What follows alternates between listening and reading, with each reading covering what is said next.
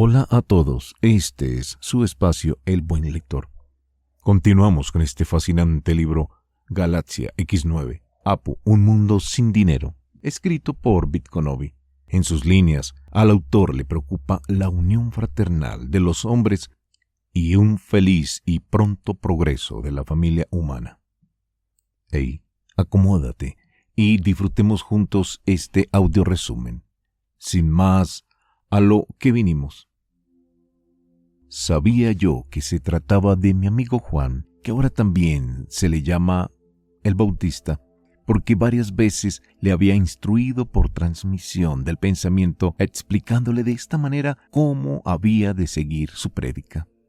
Solo esperaba que se acercara a Jerusalén para empezar a trabajar juntos. Era el mes de la Pascua y Juan estaba bautizando en el río Jordán. A pesar que había rechazado varias invitaciones hechas por mis amigos que se unían a Juan, aquella vez tiré las herramientas que tenía en la mano y le dije a mi madre: voy a unirme a ese Juan, de quien dicen que está bautizando por allá. Mi pariente me indicó que el hombre que yo buscaba se encontraba bautizando en el río Jordán, en la ribera de Jericó. Fuimos para allá. Me presenté y le dije que deseaba ser su discípulo. Para que nuestra unión fuera más positiva para los demás, él hizo como que no me conocía y rehusó aceptarme. Entonces yo insistí, él se negó de nuevo. Yo me alejé sabiendo que pronto reaccionaría. Así fue. De repente empezó a correr tras de mí gritando que yo era el maestro esperado y que regresara. Regresé, me bautizó y yo le entregué delante de todos los discípulos las 14 reglas positivas de nuestra enseñanza para que les sirvieran de guía en sus prédicas. ¿Qué reglas fueron esas, Sai? Los que predican mi enseñanza las llaman mandamientos, las mismas 14 reglas que yo había dado al hombre por medio de Moisés hace más de 1000 años atrás. Las entregué a Juan y le expliqué que eran la base para la enseñanza del respeto, la bondad y la unión de los hombres. Pero solo se dieron a conocer 10. Las otras 4 fueron eliminadas poco a poco por la influencia negativa, años después de la muerte de Moisés. Sai le mencionó que Felipe, su hermano, deseaba vivir con los romanos. Ellos me darían comida, dijo, ropa, casa y la autoridad de hacer lo que se le antoje.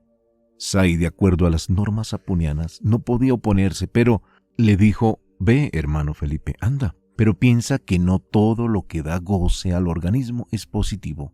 Cuando la mente del individuo cede a los deseos, instintos y goces, pues éste deja de ser positivo.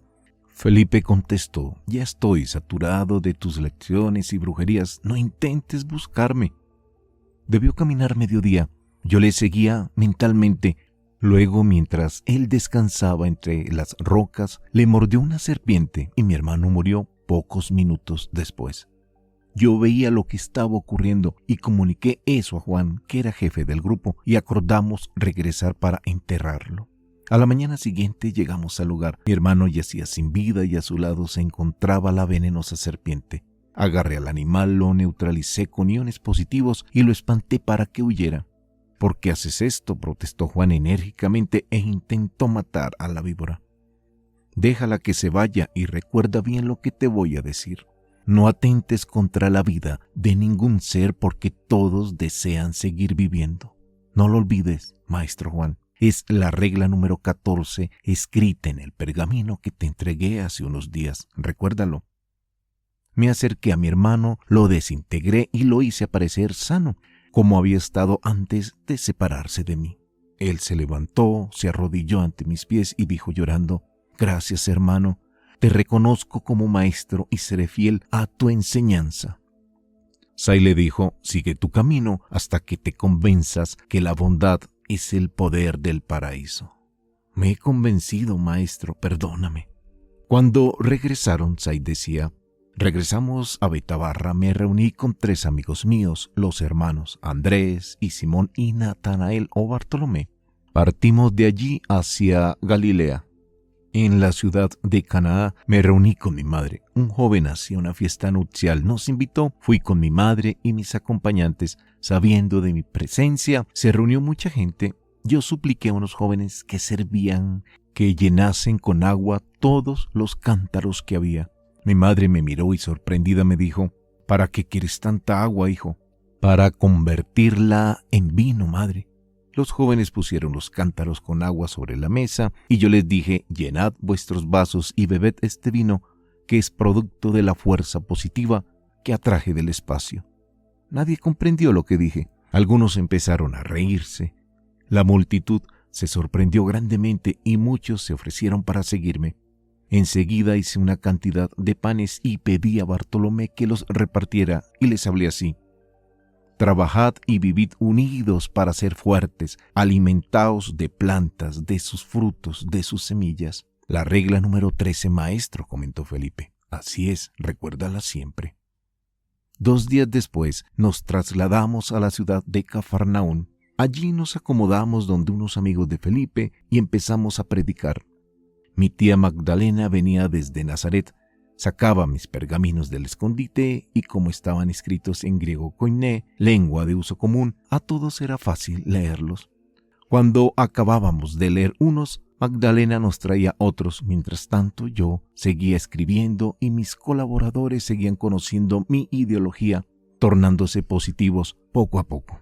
En aquella época, Ivanka, por las tierras donde yo predicaba, se hablaban muchos idiomas y cada persona tenía que saber varios idiomas. Se hablaba arameo, hebreo y latín, lengua que imponían los romanos, y en las calles, mercados y casas comerciables, un griego mezclado con varios otros idiomas. En aquella época la mayor parte de la gente hablaba la lengua grecolatina o koiné. Cuando nos hubimos preparado, partimos otra vez para Nazaret. Allá la influencia del egoísmo creado por la opresión de los romanos tenía bastante fuerza. En la ciudad me avisaron que el hijo de un colaborador del gobernador romano estaba moribundo. Nos dirigimos hacia allá, pero cuando llegamos el niño había ya fallecido. Su padre estaba sollozando y la madre habría sufrido una fuerte impresión. Por la tristeza que agobiaba a los presentes, nadie se dio cuenta de nuestra llegada. Me acerqué al cadáver, desintegré al pequeño y lo integré sano. Parado frente a su padre, este agarró al pequeño con desesperación, lo abrazó y llorando ya de alegría me preguntó: «Maestro, ¿con qué puedo pagarle lo que acaba de hacer?». Me dirigí hacia la madre del niño que se encontraba atada, corté las sogas que la sujetaban y ella, sana, corrió y abrazó al niño que se encontraba en brazos de su esposo. Aquel hombre estaba ahora arrodillado. «Levántate, amigo, y ama a tu prójimo como a ti mismo». «No lo olvidaré, esto es lo que debes». La madre del niño corrió hacia mí y me abrazó. En el camino, Simón me preguntó: «Maestro, acaba de decir la regla número 11, ¿no es así?». «Sí, hermano, así es», le respondí, sintiéndome alegre al ver que mis colaboradores se volvían cada día más positivos. De regreso a Cafarnaún encontramos abandonado a un hombre enfermo de lepra. Su nariz la había consumido la enfermedad, no tenía labios y su rostro se estaba cayendo en pedazos. Intenté acercarme al enfermo, pero mis colaboradores me detuvieron por temor al contagio. Lo desintegré enseguida y lo integré de nuevo. La multitud que nos seguía se asombró. El hombre se arrodilló y empezó a preguntar qué habría de hacer para pagarme esa curación. Le dije: «Sacrifícate por los demás, porque está en la acción superior». El hombre se perdió entre la multitud. Simón se me acercó y con voz baja habló: «Maestro, ¿lo que dijiste fue la regla 12? «Así es, Simón». «¿Y también curaste al enfermo desintegrándolo?» «Sí, así fue, pero ¿cómo te diste cuenta de ello?» Hubo un instante brevísimo en el que el enfermo desapareció. No había nada en el suelo. Esa habilidad positiva que descubrí en la mente de Simón me agradó. Me di cuenta que él había adelantado lo suficiente para poder notar el momento de la desintegración, acción imposible de captar por el ojo del ser humano terrestre. «Así es, Simón», le dije, «en el futuro practicaremos para que tú también puedas hacer lo mismo». En aquella ocasión, Simón me recomendó aceptar a 3 colaboradores más: Santiago, Juan y Mateo.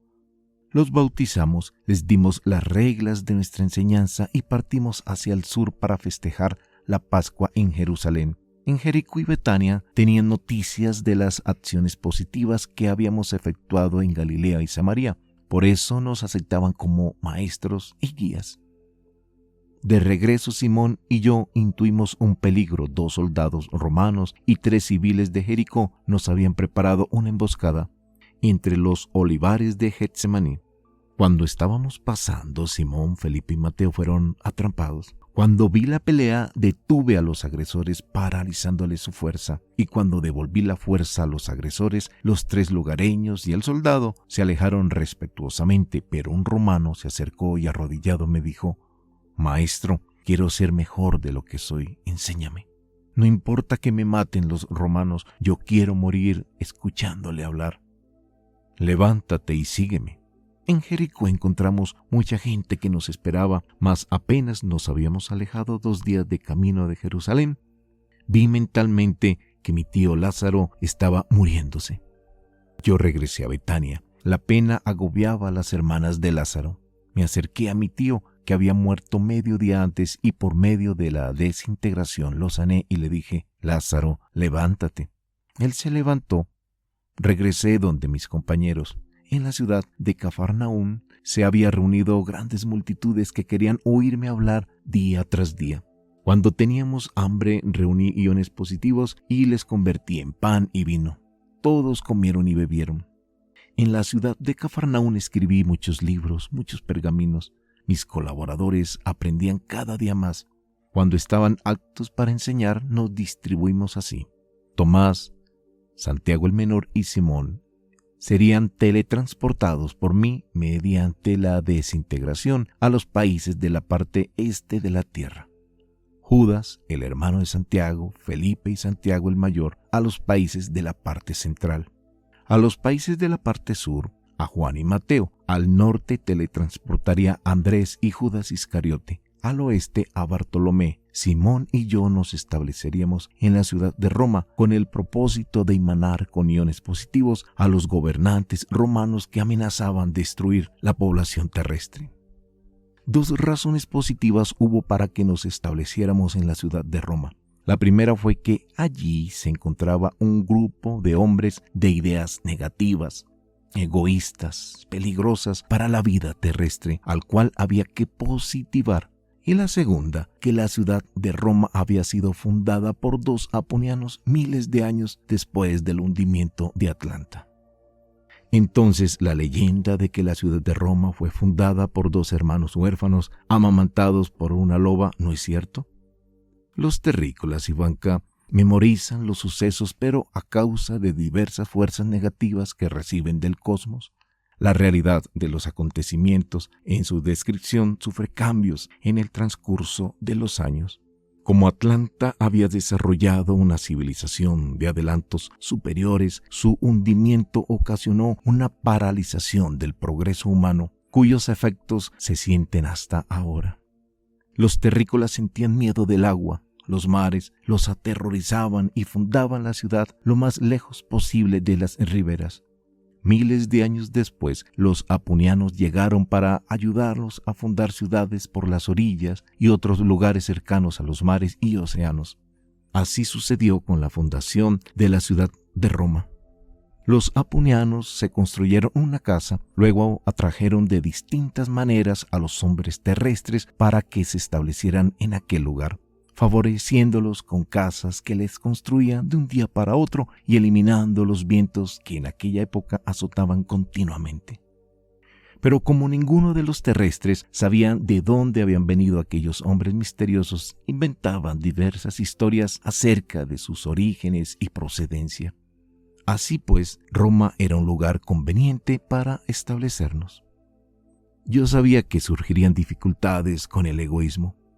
Ivanka pensó que por qué él no había evitado su fin tan lamentable en la tierra. Sai interpretó sus pensamientos y le respondió: yo había venido a la tierra en forma de hombre y como tal tenía que actuar, vivir y terminar el ciclo de mi vida terrestre.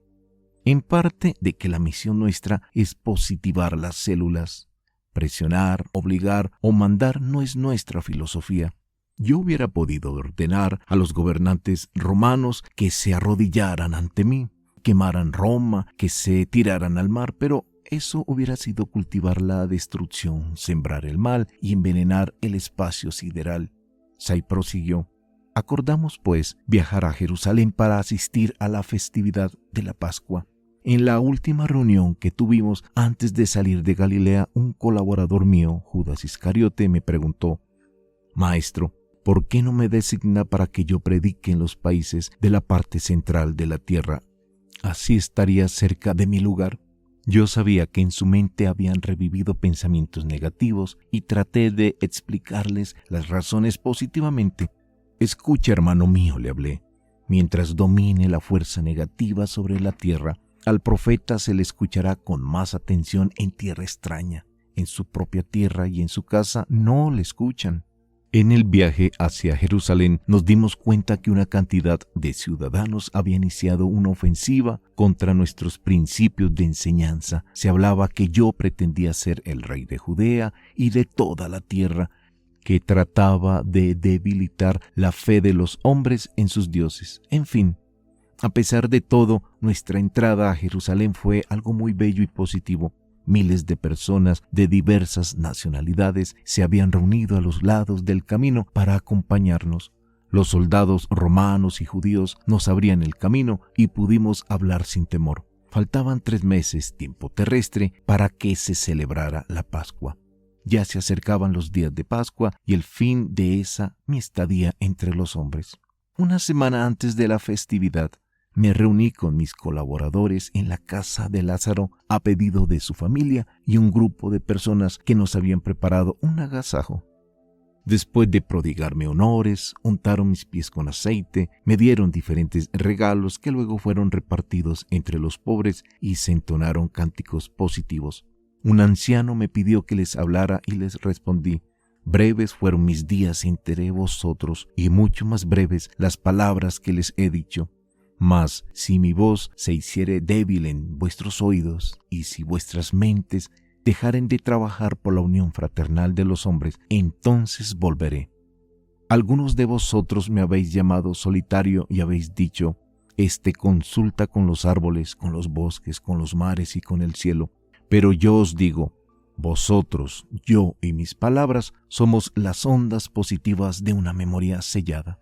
Cuando la tierra no nos conocía ni conocíase ella misma, sabios de mi mundo vinieron a la tierra, hacia vosotros, a daros de su sabiduría, amor, unión en fraternidad y de su bondad. Nosotros, de otro mundo, viajamos aún cuando la tierra duerme. Sabed, pues, que desde el más grande silencio yo volveré.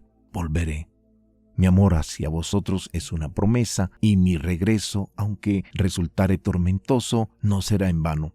Luego un joven me preguntó: Maestro, ¿qué es más positivo, orar o dar de sí a otro? Le respondí: el que dice las oraciones pide que se le abran las puertas de la sabiduría. El que da de sí al prójimo tiene las puertas abiertas. Say sigue diciendo que una mujer le pidió que sanara a su hijo ciego. Él sonrió y con la desintegración el niño recuperó la vista enseguida. Y el pequeño empezó a correr gritando: Mamá, yo veo al maestro. Todos se inclinaron y pidieron que los bendijera. La reunión terminaba y debían acordarse los preparativos. Los llevarían unas naves propiedad de esenios, quienes los llevarían hasta Chipre, según habíamos acordado. Salimos, añade Say, Jesús. Salimos en grupo para reunirnos en la ciudad. Simón y yo fuimos por un camino entre unos olivares por donde acostumbramos pasar durante viajes anteriores. Sabía que en aquel lugar sería arrestado y dije a Simón que en caso de encontrarnos con los perseguidores no ofreceríamos resistencia. Así fue. 13 soldados nos rodearon. Yo grité: dejad a este hombre, yo soy el que estáis buscando. No me obedecieron, los imané con fuerza positiva y todos se quedaron quietos. Aproveché el instante y le dije a Simón que se fuera y que avisara a los demás para que se dirigieran al mar de Galilea, para allí esperar mi visita al amanecer del segundo día después que me crucificaran. Los soldados me ataron y me llevaron a las fortalezas de Jericó, donde momentáneamente se encontraba el gobernador romano. Más tarde pasamos por un amplio salón donde al fondo se encontraba sentado el gobernante de Judea, Pilatos. Este me preguntó: ¿Tú eres Jesús de Nazaret, el que pretende ser rey de los judíos? Mi nombre es Jesús, pero no pretendo ser ningún rey terrestre. Yo tengo mi reino eterno en otro mundo, y he venido para enseñar a los hombres que se quieran, que vivan unidos en paz y amor. No he venido para gobernar. Tal es mi misión en la tierra, y por eso hablo a la gente. De pronto hicieron entrar a un hombre. Era de anchas espaldas. El gobernador malhumorado preguntó: ¿Quién es este? Es Judá Barrabás. Ha organizado rebeliones contra el ejército romano. Pues el gobernador de Galilea está allí por motivo de Pascua. Que los juzgue él. No interferiré en su jurisdicción. Ivanka sintió pena. ¿Cuántas veces en la tierra había llorado por la muerte de Jesús? Aquella muerte siempre apenaba a su ser y ahora también tenía el mismo sentimiento. Sai le interpretó sus pensamientos y le dijo: Tranquilízate, Ivanka. Aquello ya pasó. La verdad es eterna y nunca morirá. Ya te has dado cuenta de nuestra vida y no tienes por qué sentirte penada. Luego prosiguió: Nos llevaron a Jerusalén ante el gobernador de Galilea, Herodes. Ya en su presencia, éste preguntó a Barrabás: ¿De qué te acusan a ti, soldado Barrabás? Me acusan de fomentar disturbios y organizar rebeliones contra el ejército de Roma. ¿Y tú, Jesús de Nazaret, qué has hecho? Trato de enseñar a los hombres que vivan como hermanos. Ah, tú has venido de otro mundo. Tú eres el que hace actos de magia y milagros. Un enemigo invisible es mucho más peligroso, dijo mirando a sus consejeros. Llévenlos a los dos a Jericó y digan a Pilatos que el enemigo invisible es más temible que el que se puede ver. Al día siguiente nos condujeron ante Pilatos. Pilatos se levantó, ordenó que le trajeran un cántaro con agua y delante de todos se lavó las manos diciendo: Y vosotros, jueces, que debíais ser justos, haced justicia. Yo me lavo las manos de este juicio, que es mandato de un injusto. Los guardianes desataron a Barrabás y a mí me pusieron en la cabeza una corona de agujas metidas que me hincaban, como perforando el cráneo. Los guardias y los que ejecutaban el suplicio me odiaban con todas fuerzas. Decían que yo pretendía traerles un Dios desconocido que los esclavizara a todos, y que por eso me hacían sufrir lo que más podían.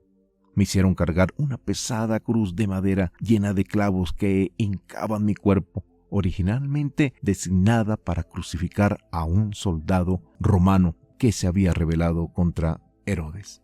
Ivanka se sorprendió por la noticia, pero Sai le respondió: Así sucedió, Ivanka. Yo no fui crucificado en la cruz que cargué por el camino.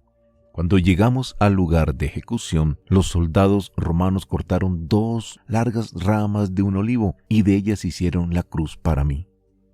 La cruz de madera que cargué hasta llegar al lugar de crucifixión. Los romanos me habían ordenado que la cargara como castigo. Era enorme, pesada. Mis tías, mi madre, mujeres, esenios y otras lloraban creyendo que yo sufría por el peso, pero ya la había desgravitado y no sentía ningún peso ni dolor. Ellas me consolaban, trataban de ayudarme a cargar la cruz. Les decía que no se me acercaran, pero ellas no obedecían y los soldados les pegaban con el látigo.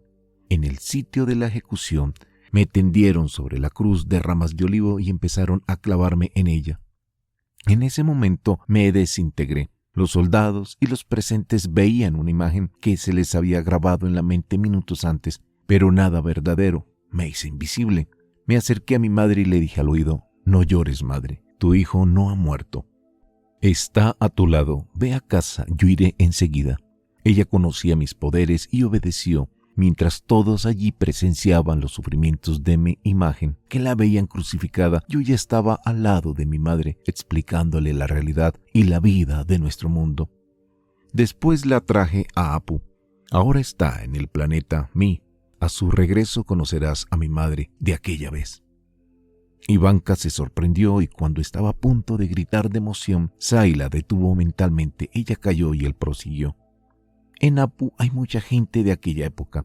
Ya tendrás oportunidad de conocerlos. Al amanecer del día sábado, los soldados bajaron de la cruz lo que a su parecer era mi cadáver. Y un hombre al cual Pilatos confiaba el mando de los enterradores ordenó a sus subordinados que lo llevaran y que lo depositaran en una fosa común en la cual ya había varios cadáveres del día anterior. Hicieron rodar varias piedras que, cayendo en la fosa, la taparon y luego se alejaron. Marta y Magdalena se quedaron para pernoctar aquella noche al lado del nicho. Yo aparecía durante la noche. Saqué las piedras de la fosa y las alejé a varios pasos. Cuando amaneció, Marta se acercó al nicho, vio que dentro no estaba mi cuerpo y se alarmó. Corrió para avisar a Lázaro, pero cuando llegó a la casa de éste, allí encontró a mi madre, que mostraba una alegría inexplicable. Y antes que María pronunciara palabra, ella le dijo: «Sé lo que me vas a decir. Seguro me avisarás que el cadáver de mi hijo ha desaparecido de la fosa. También sé que te preguntas quién ha podido mover esas piedras tan pesadas que tapaban la fosa. Pues alégrate, como yo, porque mi hijo ha resucitado. Se va allá, al cielo de donde vino, donde, según él, no hay odios, guerras ni egoísmo». La noticia se propagó velozmente y el conjunto de los sacerdotes y consejeros de Pilatos se dirigieron al Calvario en Jericó para comprobarla. Yo sabía que si ellos no encontraban mi cadáver en la fosa, pensarían que mis amigos lo habían robado durante la noche, y los imané para que lo vieran en el mismo lugar en el que creían haberlo dejado el día anterior. Cuando los sacerdotes comprobaron que la noticia no era cierta, acordaron investigar quién la había inventado para castigarlo, pero cuando estaban a punto de abandonar el lugar, les hice escuchar una pequeña detonación acompañada de una humareda. Ellos regresaron a la fosa y ya no vieron el cadáver. Se sorprendieron, pero no avisaron de aquello a Pilatos. Tampoco conversaron de esto con nadie para no atribuir poderes extraordinarios al Nazareno que habían hecho crucificar injustamente. Esa acción la hice para que los consejeros de Pilatos presenciaran el suceso y no culpen a nadie por la desaparición de mi cuerpo. Say prosiguió: «Después de aquello regresé donde mi madre, le expliqué qué tenía que hacer para que los soldados y los consejeros de Pilatos no la torturaran.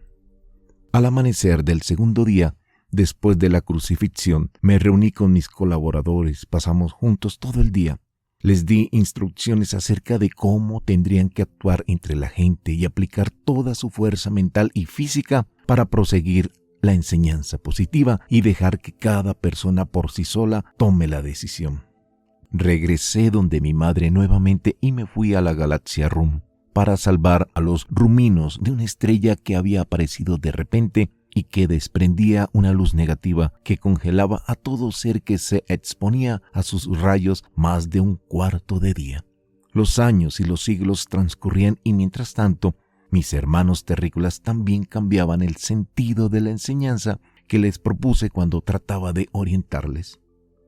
Mientras estaban trabajando en la tierra mis colaboradores, su enseñanza dejaba reglas conducentes a lo positivo que favorecían al prójimo y lo guiaban por el camino de la fraternidad, la unión y el amor. Mas cuando ellos cumplieron sus ciclos de vida terrestre, el egoísmo hizo efecto en la parte muy negativa de los rayos solares y empezó a combatir lo que hasta entonces habíamos enseñado. Los que ya habían aprendido cómo comportarse con el prójimo empezaron a ser perseguidos por los que no aceptaban nuestra enseñanza.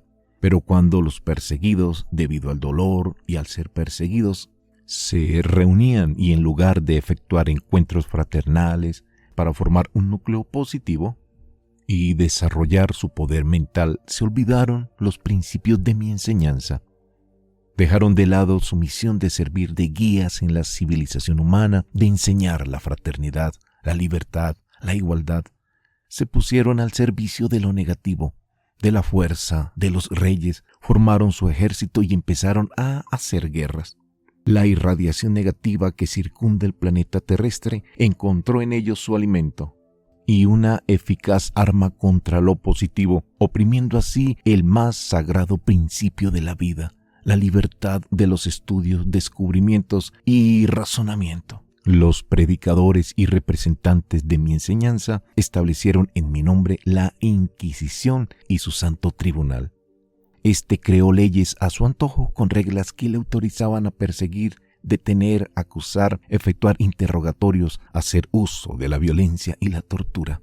El desarrollo y adelanto de la civilización humana chocaba con la cruz, el signo del auto de fe, y allí caía entre las llamas de las hogueras alimentada por cuerpos humanos, convirtiéndose en cenizas junto con sus descubridores.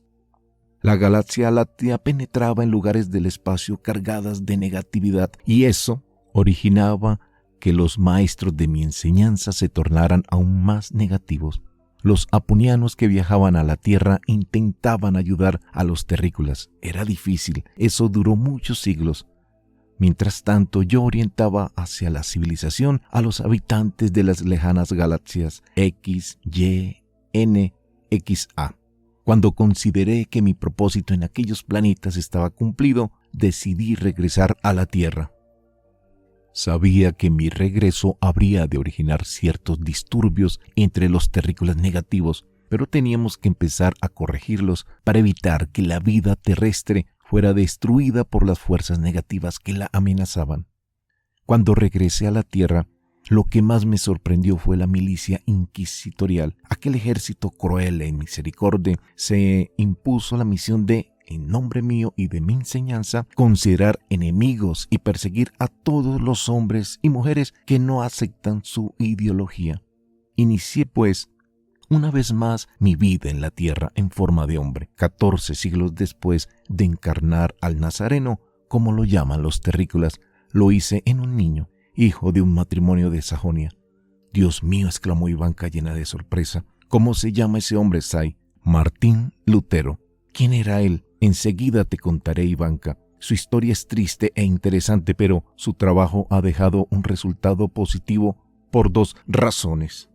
La primera razón es que Lutero mostró a los hombres que Jesús no había venido a la tierra para que lo elogiaran y que él no pretendía ser un privilegiado por el hecho de proponer a los hombres que se hicieran como hermanos y que vivieran y trabajasen unidos.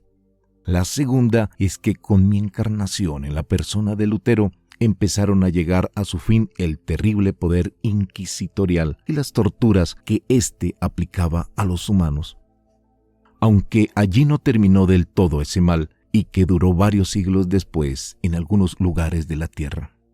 Cuéntame, Sai, hazme el favor, quiero conocer lo que hiciste como Martín Lutero. Eso sucedió, Ivanka, en la segunda mitad del siglo XV. Yo había regresado entre los terrícolas 82 años antes de encarnar a Lutero. Todos esos años los dediqué a positivar a los hombres y prepararlos para continuar la realización del verdadero propósito de mi enseñanza para el adelanto de los hermanos terrícolas, cuyas reglas les había enseñado cuando encarné a Moisés. Desde mi anterior estadía en la tierra habían ya transcurrido 14 siglos y medio. Durante el recorrer de la galaxia láctea por el espacio, la Tierra había soportado varias veces las descargas negativas provenientes de los fenómenos siderales. Sai siguió contándole que la Tierra, debido a las malas energías, se había dividido, por así decirlo, en 3 regiones: América, sobre la línea ecuatorial, los que vivían en el sur y los que vivían en el norte. Todos habían sufrido un retraso en las formas de civilización. Cuando Sai ayudó a corregir la defectuosa reproducción de los del sur, encontró positivo echar las raíces de la segunda parte de su enseñanza, viviendo en forma de hombre en la parte norte de la tierra. En un pueblecito alemán, Eisleben, vivía un matrimonio sajón compuesto por Juan Lutero y Margarita, hija de los más ricos ganaderos de la región. Los padres de Margarita se opusieron al matrimonio de su hija con el pastor Lutero, pero los 2 jóvenes se fugaron y se casaron. Sai dijo, eran personas positivas, amantes del amor y esperaban recuperarse de la desilusión que habían sufrido cuando los padres de Margarita se opusieron a su unión matrimonial, porque Juan no tenía riquezas materiales como para poder aspirar a amar a su hija. Margarita había quedado encinta y yo decidí encarnarme en su bebé que estaba en gestación. Así pues, a las 0:30 horas del 11 de noviembre de 1483, nació el niño que tendría que establecer una nueva era de igualdad y justicia entre los hombres. Una vecina había atendido a Margarita durante el parto y el niño y la madre se sentían bien cuando amaneció. Juan llegó de la mina y se sorprendió al ver que su familia había aumentado, crecía en la miseria. Estaba yo viviendo a la manera de un terrícola humilde y tenía que soportar todos los defectos de la vida terrestre. Para los estudios superiores, mi padre me envió a la ciudad de Magdeburg, donde vivía un pariente suyo. Pagó a un arriero que me llevara a la ciudad en sus caballos, junto con la carga. Pero en el camino apareció un cura que ocupó mi lugar y yo quedé abandonado, sin plata ni protección. Entonces tenía que mendigar. Sabía que el canto es lo que más emociona a los terrícolas y empecé a cantar cantos de mendigo para poder subsistir. Así, mendigando, llegué a Magdeburg, a la casa de los parientes de mi padre. Estos se sorprendieron de mi llegada y acusaron a mi padre de irresponsabilidad por haber enviado a un niño de 12 años solo o con desconocidos a un viaje de docenas de kilómetros. En el año de 1498, mis padres se enteraron de mi vida de mendigo y acordaron por eso cambiarme de colegio y trasladarme a la ciudad donde vivían mis abuelos maternos. Mi tía, esposa del hermano de mi madre, un día me dijo: «Vete, niño, a vivir en otra parte. Si tus padres no son capaces de darte mantenimiento, ¿por qué hemos de hacerlo nosotros? Tu madre se casó con el vagabundo ese de tu padre, no sé por qué motivo». Seguí cantando de puerta en puerta, viviendo así de la caridad pública. Una mañana llegó a una casa. Sabía que allí vivía la viuda de un conde, Conrad, y empecé a cantar, dice él. Al oírme cantar a su puerta, la señora Úrsula, viuda de Cocta, se conmovió, salió apurada y cuando me vio preguntó: «¿Por qué estás haciendo esto, jovencito?». Le conté todo lo que sucedía y ella me dijo con voz imperiosa: «Entra, si te portas bien, esta será tu casa hasta que termines tus estudios. Adelante, pasa, siéntate en la mesa, sé que tienes hambre». Mientras comíamos, me preguntó qué carrera me gustaría seguir, a lo que respondí: «A mí me gustaría estudiar filosofía, pero mi padre quiere que estudie para ser abogado». «No, hijo mío, esas profesiones de leyes son complicadas y siempre a uno le meten en líos. La mejor profesión es la de ser profesor. Enseñar a los niños es una buena acción». Pero mi misión era entrar a un convento para de allí empezar a positivar a los hombres que habían torcido mi enseñanza y utilizaban como emblema para la destrucción. La viuda me llevó a un maestro, Juan Trebonio. Era una persona de las que habían recibido la emanación positiva de un aponiano, Amán, que estaba originando inspiraciones positivas al sabio Leonardo da Vinci y lo guiaba en sus sorprendentes inventos. ¿A Leonardo da Vinci lo dirigieron los aponianos?, preguntó ella. Sí, Ivanka. El propósito de Amán era enseñar a los hermanos de la tierra. Amán es uno de los más positivos inventores aponianos y su propósito es tecnificar a los seres inteligentes del universo. Ha visitado la Tierra en varias oportunidades y su estadía allí suma 403.000 años en total. Él ha civilizado a los pobladores de varios planetas que ahora tienen máquinas voladoras igual que nosotros. También dirigió la civilización de Atlanta hasta que ésta se hundió. ¿Y cómo Amán se acercaba a Leonardo da Vinci para instruirlo en los inventos? Tú ya sabes, Ivanka, que los aponianos actúan visibles e invisiblemente. Amán se había pasado por limonero, profesor, comerciante y muchas veces tomaba la forma de cualquier animal para ponerse en contacto con Leonardo. Y así le emanaba con iones positivos preparándolo para una importantísima experiencia. Luego Amán apareció al lado de Leonardo como un niño huérfano de nombre Giacomino, que Leonardo encontró desamparado en la calle, al cual adoptó. Algunos dicen que Leonardo da Vinci había fracasado en muchos de sus inventos. ¿Por qué sucedió eso? Mira, Ivanka, el propósito de Amán era demostrar a los terrestres por medio de Leonardo la mayor cantidad posible de antiguos inventos aponianos que correspondían a la época en que estaban viendo los terrícolas en aquel entonces. Lo importante era que Leonardo mostrara los puntos esenciales de los inventos que pudieran servir a los pensadores terrestres para que a partir de ellos desarrollaran la perfección de los adelantos. Por eso Leonardo dio las nociones fundamentales de los estudios anatómicos, de las leyes de la fuerza y del movimiento, de la luz, de la medicina, de aplicaciones diversas en la arquitectura, del empleo de la fuerza del agua, de máquinas voladoras, de máquinas que reemplazan el cerebro humano, los seres, de la vida, el fondo de los mares, de la creatividad positiva, en el arte de pintar y de otras cosas más, por algunas de las cuales fue considerado negativo y acusado por los moralistas de la Iglesia. Dime, Say, ¿cuáles fueron las más positivas obras de Leonardo? En realidad, todas sus obras fueron positivas. Se destacan los experimentos de anatomía porque son nociones de la enseñanza que se efectúa en Apu, los de la ave voladora que construyó él mismo, el caballo de bronce y la pintura de la Gioconda. ¿A quién se retrató en el cuadro de la Gioconda que pintó Leonardo? A la madre de Amán. ¿Entonces la Gioconda es el retrato de una mujer apuniana? De una apuniana no, es el retrato de una mujer terrestre de la India, que los apunianos habían llevado a Apu cuando tenía 10 años, antes de la catástrofe del diluvio.